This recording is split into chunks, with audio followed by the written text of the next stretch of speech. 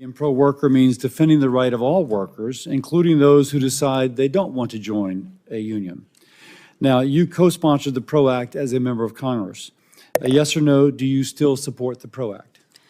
Thank you, Chairman Cassidy. It was great to visit with you. I know how important this issue is to you, and as it was said today, I recognize that I'm no longer the lawmaker, and I do not believe that the Secretary of Labor should write the laws. It will be up to Congress to write those laws and to work together.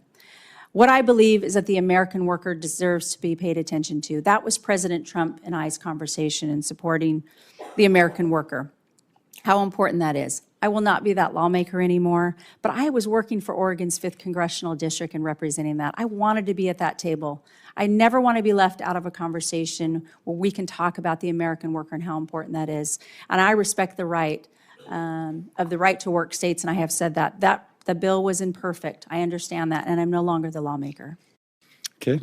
Now, the PRO Act, just to continue on that, would significantly impact franchisees and small businesses by increasing corporate control of the operations, or at least assuming that there's increased corporate control. This is yet another giveaway to large labor unions. It would make it easier to negotiate, the union to negotiate with large corporations instead of directly with the small business owner who actually employs the worker. So, question, do you believe federal law should prioritize policies that help small businesses thrive rather than imposing new regulatory hurdles which could hinder their success?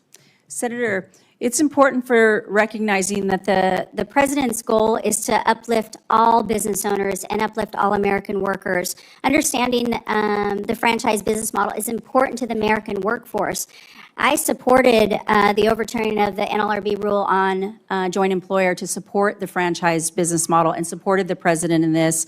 And I align that this is important to grow this economy and recognize the flexibility in people choosing where they want to do business. So by that, am I to take that you would commit to reexamining DOL's joint employer guidance to provide small businesses with a clear roadmap on the issue? Yeah, thank you, Senator. Certainly, if confirmed, I'll be looking at all regulations and determining and looking at all of these rules and regulations, and specifically that one. And I think the small employer wants that clear roadmap. Yes, absolutely. Okay. Next question. Approximately 27 million workers work as independent contractors, including working moms, caregivers, self-employed business owners. Now, for many, the flexibility of independent work is essential to balancing personal responsibilities and earning a living for their family. I will point out that the PRO Act tried to impose a one-size-fits-all rule, which, as was done in California, disrupted livelihoods instead of helping workers.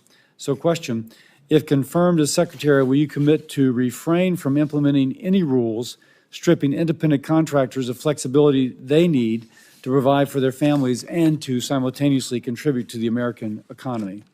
Thank you, Senator.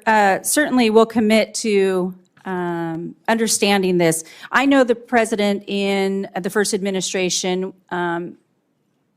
set out that rule, and the parameters is very important to him on the flexibility of who is an independent contractor and who is an employee, and that they're properly classified. But I commit to working with you on supporting independent contractors through this process, because that flexibility is what needed.